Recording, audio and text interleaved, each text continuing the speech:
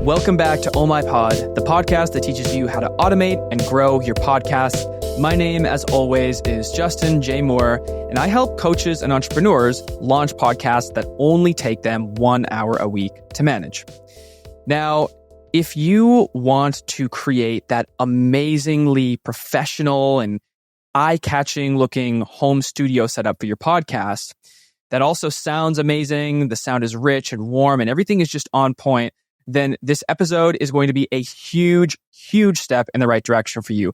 I learned a ton, and I already knew so much about home studio, especially on the audio side. But my guest today, Junaid Ahmed, he opened up so many doors for me. He gave me so many actionable insights. He's a complete expert at creating home studios for YouTube videos, for podcasting, whatever you might need it for, maybe just for Zoom calls. And he's helped hundreds and hundreds of people create amazing studios. He's a total expert at that, and so I knew I had to bring him on. We get into stuff like how you can use your iPhone camera instead of your laptop webcam to get amazing quality, the microphone that you choose, like there's a right kind and a wrong kind of microphone. I mean, I already knew that, but he gave me a lot of insight on that as well. How to position your camera so that you're like in the right spot in the frame, which is something I never think about. The stuff that you have in the background and making sure that it aligns with your personality. Again, not something I think about a ton. And also the 3 lights that you need in order to look super, super professional on camera. Lighting is a big thing. I mean, camera is one thing, but lighting is a big thing. He talks about like how you can have a light on your face and on your head and the back. It's amazing. Like seriously, this was one of the best episodes I've ever recorded. So just sit back, enjoy, take notes if you need. I think there's like 8 to 10 really actionable takeaways, many of which are completely free that you can just go and implement into your show tomorrow just by making a simple change. That'll make a drastic difference on the quality. So let's get right into it. Okay, Junaid, welcome to Oh My Pod. Thanks for making the time. I'm excited to chat with you. Hey, I'm super excited to be here as well. Thanks so much, Justin, for bringing me on. Yeah, totally, man. And you're a podcast host yourself. We'll link your show below. Have you ever been on a podcast about podcasting before? All the time, man. It's all about podcasting. Yeah, totally. Okay, good. I get a lot of guests on here who have, they have shows themselves, but in totally different ways. And I want to just pick their brain about how they grew their show. And usually I'm like the first podcast they've ever been on about podcasting. So it's very interesting. Meta. Yeah. But the reason why I'm super excited about having you on here is because I've first of all, I've never had anybody with your set of skills on here, which mainly, I'm sure you have many other skills, but mainly what we're going to be chatting about today is your studio setup for your podcast, a mixture of audio and video things, some lighting stuff. And specifically, as I mentioned in the intro, we're going to be talking about 5 things. And if we get carried away, that might even be a bonus thing or something. But just like actionable changes, takeaways that people can immediately turn around and implement into their podcast studio setup, onto their show so that they can look better and sound better. And, maybe certain things will be on a budget and other things might be a little bit more expensive or a more expensive option. But I'm sure we'll get into that. But for somebody who, I know that you are an expert at what you do. I know that you're fantastic at what you do. But for somebody who's never maybe heard of you before, could you maybe just give like a brief rundown of what led you here and why you're, I guess, quote unquote, qualified to speak about this? Absolutely, man. So my name is Junaid like Lemonade, and I've been a photographer and filmmaker for a long time. So photography has been, some of the things I've been doing with photography is just being passionate about taking photos and whatnot. But then it wasn't until 2013 that I got into filmmaking with a DSLR camera. Well, not just filmmaking, but I spent more time in crafting and solidifying my expertise and my skills. And what I did is I spent a ton of hours, a ton of money, and took over 15 courses in the power of filmmaking and power of video production and how cameras are used to not just set up the scene, but to capture the story, to capture what is the message being delivered by the speaker, by the actor, by what have you. So I spent a ton of time behind the camera understanding all the tech and all the things that go into making a really nice shot. Now, being the person who I am, I'm a huge technology nerd. I'm a tech enthusiast.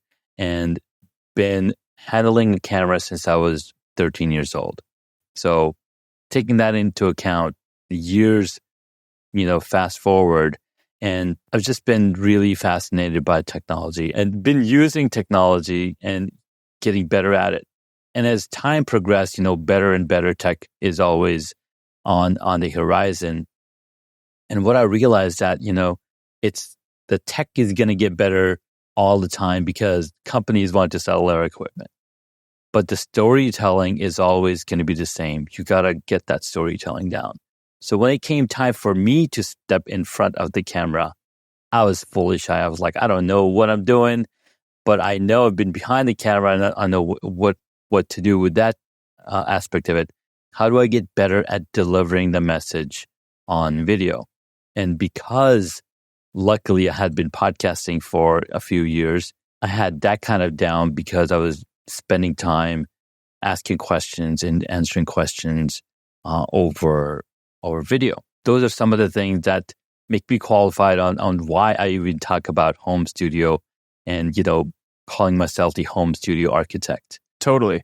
And you showed me this thing where you can map somebody's room out and get a full 3D picture. When I saw that, I was like, oh boy, that is so cool. Obviously, my music background, one of the things that I had to do when I was setting up a studio to record vocals for tracks was something like that, where I bought a microphone and it rang frequencies around my room and we did a whole test kind of thing. So love that. But why don't we jump right into some of the things that people can do immediately to kind of fix up their studio. Now, some people might be at different points in this, but the first thing that I want to talk about, because it's what I'm thinking about frequently, is the camera.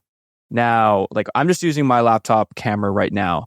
One of the main reasons for this is that I move a lot. I don't really have a permanent space at the moment, so setting up a studio is just not really an option, which has led me down the path of wanting to get a webcam. And I talked to you about that briefly, and you kind of had some opinions about webcams that I want to know more about. But let's just talk about camera. So what are some options for people to get, good or even great video quality for their podcast? Well, webcams that come with your laptop, especially if you have the newer generation MacBooks, they have, they do 1080p, which is a really good system, and they put a good system of lenses in there. So it's a lot better than the webcams I was using. But one thing that we all carry in our pockets, the smartphone, can also be used as a webcam. In fact, the latest version of the operating system on both your iPhone and your MacBook will pair them together so that you can easily use and activate your phone as a webcam for your computer. And that already is giving you a higher level of video coming into your podcast recording. So you could put a stand, some type of tripod stand, and just horizontally tilt your phone, just behind your laptop or something, and just use that. Dang. And you're saying that the new iOS allows you to link up your MacBook, so it can automatically the files are easy to. Wow, that's really cool. It's not just files; it'll activate. It's called the continuity camera. So it'll activate so that you tell your Mac, hey, use the iPhone camera. And then you turn the camera, you turn the iPhone using the back camera. In fact, they have some attachments for your monitor that you can use to using MagSafe to connect your camera, on top of your monitor. And you have an immediately higher video quality coming into your computer for your Zoom calls and whatnot. Wow. So you could actually, so I see what you're saying. You can actually see live the video from the phone as your video coming onto Zoom or coming onto Riverside, or that's pretty cool. First of all, I did not know about that technology. And for some reason, I often forget about using your phone. Now, a question that I think people might be thinking at this point is what about an attachable webcam onto the laptop? Because if I think about myself, like I said, I move around a lot. The idea of a little webcam that I can just clip on is really attractive. So is there maybe a webcam that does what the phone does that is kind of usable? Yes, of course there are. I mean, there's things from Logitech. There's things from the OBS bot. They have 4K cameras they can track, and they can do a lot of cool things. They have a larger sensor. They have better camera lenses on those webcams, they can definitely do a better job overall. Again, it'll also come down to the amount of light that you're providing that camera. Because I can have a really high-end camera like this, but if I don't provide it any lighting and I'm going to turn off my lights, I don't know if that's going to help, but I'm going to... So for anybody listening, go to YouTube. Go to YouTube, check out what I'm doing. So I'll turn off all the lights in my room. And even though I have a really nice camera, you can't really see me, and the lens and the sensor is really struggling. Because I have everything dialed in to say, hey, just lock in the ISO. You just see a clear image of me with not everything light up. So what I'll do is I'll turn on one light at a time. So you have my key light. This is my main light. So this is like overhead, overhead in front of me, overhead lighting just my face, right? So I want to make sure that everybody can see my face. Then I've got a hair light. Even though I'm a little bald, you can still see my shoulders. You can see the dimensions of my shoulders and everything coming in. Then I've got an additional light over here called a fill light, which is then adding more lighting to the background and so you can see more of me. And then to separate the background, I've added some more lights back there to again stand out, and that becomes my by so brand. Cool. Wait, I've never seen a demonstration like that. Like, I've been looking for something like that for so long. So, okay, to summarize, you have a front light on lighting your face. You have a top light giving you kind of like just kind of like outlines your hair and everything. And then you have a kind of back white light that kind of just fills the room. And then you have colored backlights of red and blue or whatever. So we call them the talent lighting, which is the key light, the fill light, and then the hair light. So those three lights, I call it the talent lighting. Then you have ambient lighting, which is everything in my background. So if I were to, let's say, turn off the talent lighting, all you see is the background. Yeah. Right. So looks pretty cool, but yeah, of course you can't really see your face. It's very mysterious, right? Yeah. So you want to make sure you're bringing all of these things together. It's like the cake is never like, yes, everybody can bake a cake, but then it's all comes down to how good can you ice it, how good can you decorate it, and what kind of fillings are in there. Like, so it all comes together when you put the different types of lights together. Yeah. So is there a particular type of light or because I'm just thinking about if I was like listening, what I'd be asking, and I'd be thinking about how much a light should cost, and if there was something maybe to steer clear of, or even just like a brand that you do recommend. Yes. So number one thing that I would like everybody to steer clear of is ring lights. Do not go buy those ring lights. Everybody asks me, they're like, oh, I've got a ring light. And I'm like, I don't know about that. Yeah. Ring lights are a thing of the past. Not just that, but they were initially introduced to the photography industry because it makes really good photography lights, and they work really good for close-up, camera shots. But when you're using it as a light source to light up a bigger scene, it's not powerful enough. So what I recommend is flat panel lighting, LED lights that you can, get anywhere as cheap as $50 to $60 for a single panel, up to, $200 for a single panel. Again, based on your budget, you can start with one, then keep adding. And then even if you don't want to start with lighting, make sure you use the light that you have naturally available. For example, you're facing a window. I'm facing a window.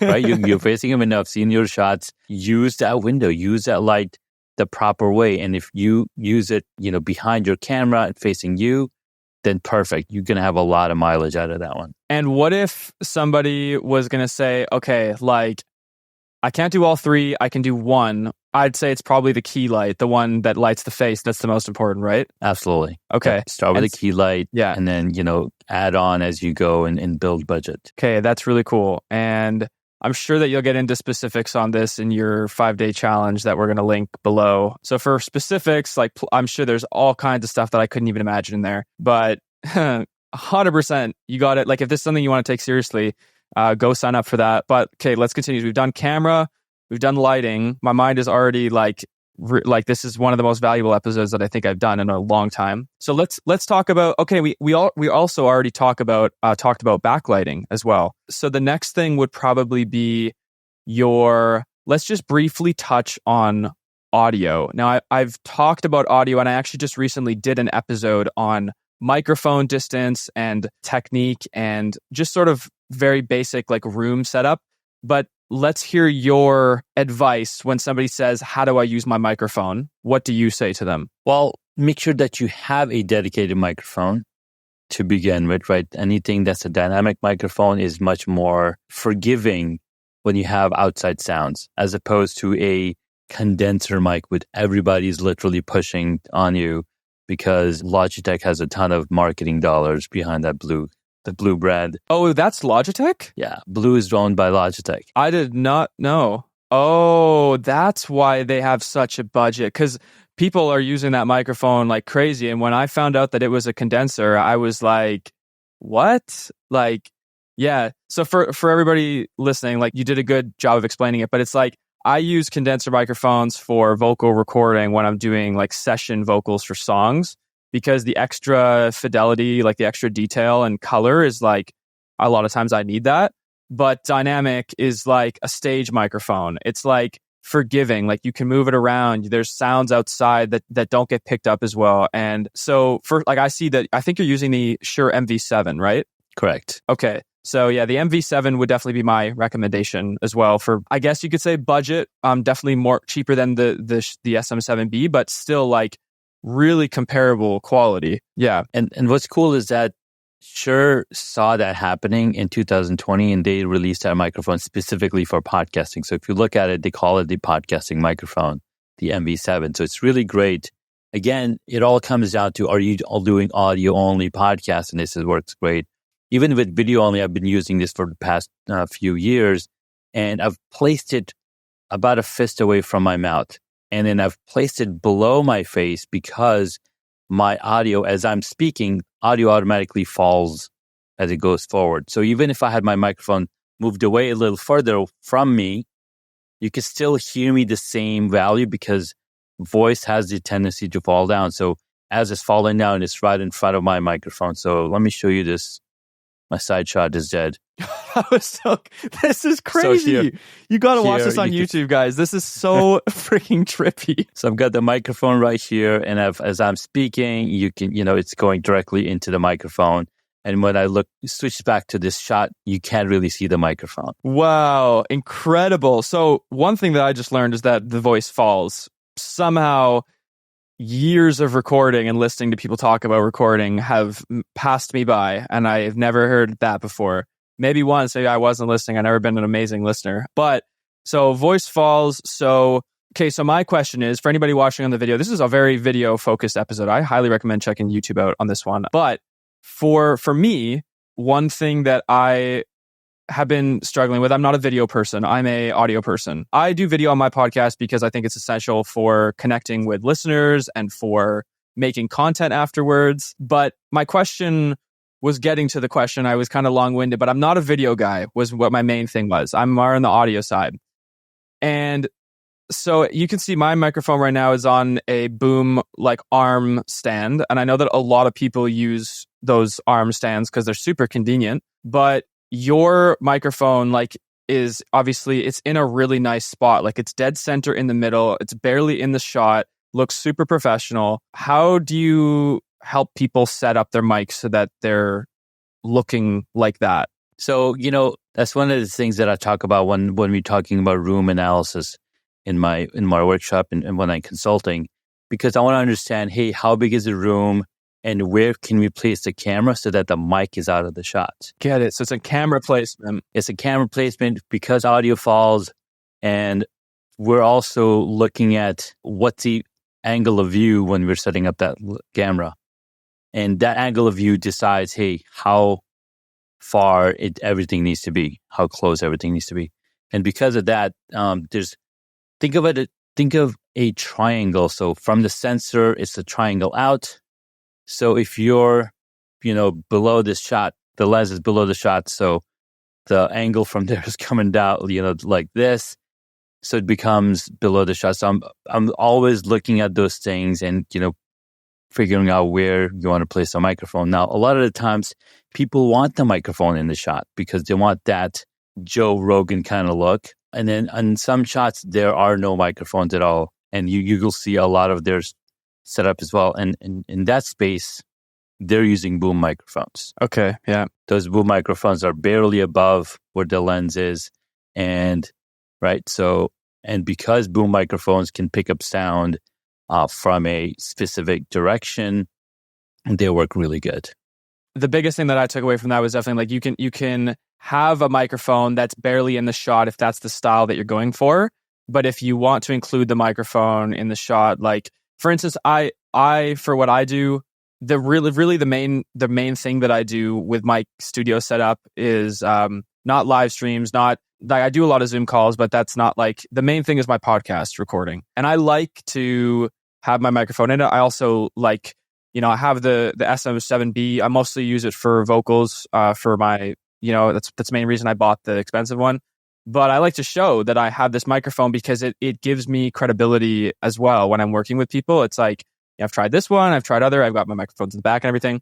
So yeah, okay. So we've touched on a lot of stuff. We've touched on lighting, our camera, lighting, microphone / like room setup. Is there anything else on like the room setup side of things on the audio side? Like for instance, like soft, hard surfaces or different strategies for that you help people with? 100%, because half the battle of setting up your sound in your room is making sure that you don't have those hard surfaces to bounce that audio back into the microphone. So you want to make sure that you have plenty of things on your wall that are breaking up that sound. You have plenty of things on the floor. So I recommend carpets, I recommend curtains, I recommend posters and photos and all those things on your walls so that it's breaking up the sound when it's trying to come back to your microphone. Of course, sound absorption, curtains by the door, all those things are also going to help because again, it's going to absorb the sound and keep it from coming back into the microphone because you want it as pure as possible. And here's how important sound is for video. Bad sound or good sound will make a video look good, but a bad sound will make that video look bad. 100%. Right. And the power of audio is so much that when you have your audio dialed in, people can recognize your voice in person without even seeing your face. Like, oh my God, it's Junaid. I hear the sound, I hear the voice. And then they can recognize it and make that connection. Exactly. Yeah.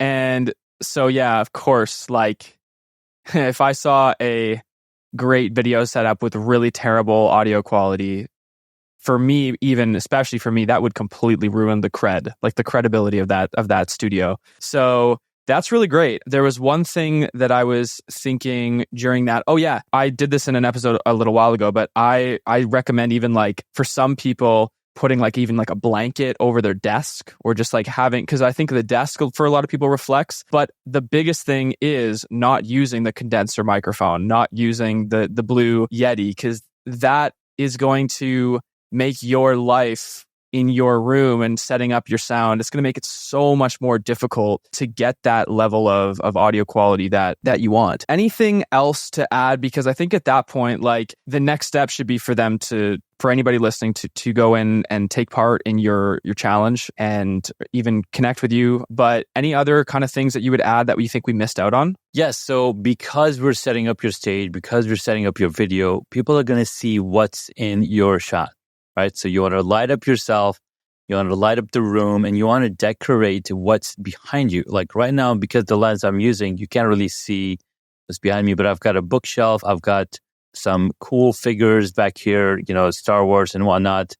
Got some stormtroopers in there, I've got some books back there, I've got lots of different things that are basically speak to what I'm into. So bring your personality into your shot, So that's something that I think you need to work on, Justin. I think you can do a lot with the setup that you've got going on. Totally. But yeah, absolutely. Yeah, what could I... It's so difficult because, like I hang something or I do something like that and then I move. I tried to put like, for instance, I think books are a good way to tell people what you're, like, kind of how you operate and what you think. But what's a change that you would recommend in my little box here? The number one thing that I would recommend is, first of all, you have a lot of headspace. So I would remove all of the headspace. So just bring the camera angle down. Yeah, you angle it down or tilt it down, because there you go. So the smaller space you have up top, more space you have down here for subtitles and all those things. Yeah, this is already better. Right, it's already better because you're like, hey, we're almost like sitting level now. The next thing is when you're delivering, I mean, I know this is an audio podcast, but you're also recording video. Try your best to look at the camera lens. That is such a good point. Oh, I was thinking about that earlier, and I was going to ask you, like, where, because it's so awkward, right? Because you don't get to see that, you're like not looking at the person's face at that point. Right. Dang. So are you looking at the camera the whole time? I'm looking at the camera. So I had to train myself for a couple of weeks, maybe a year. I trained myself to look at the lens specifically. And then I know some hacks are, you could put a photo of your best friend up there because you're recording, content. And then what I do now is I use a teleprompter. And a teleprompter enables me to put the entire video or entire browser window we're using Riverside. So entire window is on that teleprompter window monitor. So now I see you, I see myself, and right behind that image is the sensor. Got it. Wow. That's okay. That's a big one. Put things behind you that show your personality and that add kind of texture and color. And then camera, as little space as possible above the head, and looking into the webcam when talking, or looking into the camera when talking. That last one is difficult because I think a lot of us, like I'm not even going to try right now. I'm going to have to think about that. But I like you want to see the person's face, and so but I know exactly what you're saying because at that point, then you're kind of like, you're just looking down to wherever the person's face is on the screen, not actually at the camera. So now the cool part is we have tech to save us, right? Mm-hmm. So I think Descript has the technology where it'll correct your eyes positioning. Oh gosh! So if you're looking to the side or down, it'll kind of try to like make it so looking into the lens. It's kind of interesting. I've seen some ads and whatnot, but again, they have very special, setups or maybe, it works if you're looking side to side as opposed to down because you still have that white of the eye showing up. Again, it's really interesting. And then the other thing that I've done is I'll look to the side. Like I'm not looking at the monitor. I'm just looking off to the side because it kind of reflects as, when you're talking to somebody, you look off to the side, you're looking up, you're thinking, you're accessing things in your way. So doing those kind of things also kind of like gives you a more natural kind of look. Yeah, rather than just like staring at the camera lens. Rather than staring directly into the camera. You want to be more natural as if you're talking to the person. When we're in person, we're talking to each other. Got it. Okay, so tons and tons of more than I even could have expected. Like it's crazy how every facet of expertise has so much depth that you never think about. So many best practices and things to avoid and things to improve. So this answers about 8 questions, I'm sure, that everybody asks me all the time. I kind of fell into video a little bit. I don't necessarily want to be here. I like audio, but I think a lot of these things are like really actionable. Like, I mean, the webcam thing, the space above the head, like those are completely free ways that you're just doing it wrong. Just switch up the way you're doing it and you get a better output. So yeah, appreciate everything. Appreciate all that advice. It's crazy. I'm really looking forward to sharing this with my people and with the listeners because it's huge, man. It's great. One of the things that you and I both realize is you're never good the first time around. I mean, you've been singing for a long time, and if you were to compare your first stuff to your latest stuff, there's a huge amount of growth, and it all comes from repetition. Right. So the more repetition, the more bad videos that you do, the more good videos you're going to come out with. I think it was Seth Godin and somebody told him like, hey, I want a New York bestseller book. So he asks him, well, where's your bad writing? Like, what do you mean? Where's your bad writing? Like, if you haven't written at all, that bad stuff is still in you. Oh, you got to that's get cool. out of it. You got to get it out to get to the good stuff. And now Seth Godin, I mean, he's had the longest emails in history. He's been emailing since before the internet started. Oh my god! Every single day, he writes a blog and sends that email out. Every day? Every single day. It's called Sets.blog. Every single day, he has a new blog post. And it's not a huge, long blog post, anywhere from 300 to 600 words. And it's like to the point, and you're like, holy shit, my brain, sorry, didn't mean to. Oh, you can. I don't care. But it's like, holy shit, this is mind blowing. I can't believe like how much dense this information is. It's because he's gotten rid of all the bad stuff. It's all the good stuff. Yeah. So that's another big just thing in podcasting in general is just like the show doesn't even really start until like 24 episodes in, 50 episodes in. Like you got to find your footing and put the reps in. So yeah, this has been great, man. I really appreciate, taking the time. I know your kids just came home, but you're spending the time on the call with me. So just want to really express gratitude for that. And now we've talked a few times about like what, where people can go if they're like, all right, I got to get deeper into this. So just briefly, like what's this 5-day challenge? And link will be below, but what's the overview of it? Yeah, so the 5-day challenge I call it the home studio rehab. It's an hour a day for 5 days. And we go over room analysis, lighting, audio, camera lenses, and studio design. So these 5 things are basically the 5 pillars that bring your studio together. So you've got, analyze your room, design your room, get the right audio, get the right lighting, and get the right camera, and you're good and then you're golden. So I go in details into every single of those aspects.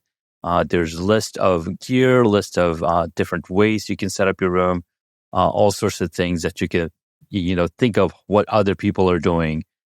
We set up a studio in a 8 foot by 9 foot room, and how are you able to fit all of this thing in? Because it all comes down to the camera lenses. It all comes down to how you're setting up the lighting, how much room you have. So again, so many different ways that you can put rooms together that, blow people's minds away. So totally sounds perfect for somebody who's trying to take this really seriously. So I love it. We will we'll link that. I think that's it. Any parting words or gifts? Man, if somebody's coming on here and listening to, hey, we're talking about podcasting. If you're on the fence to start a podcast, I would say do it now as soon as possible without giving it another thought, because the moment you get started, you will start answering the questions that are in your mind. You'll start to overcome those challenges. And it's like kids don't think about, I want to learn how to walk. No, they just do. Yeah. Trial by fire. So, so just do it. Yeah. Great. Awesome, man. Thank you for the time. Can't wait to put this out into the world. And for anybody listening, if you really, really want to take your studio to a whole other level, just go into the show notes and it'll be there. That's it. Yeah. Thanks, man. Thank you, Justin. Appreciate it.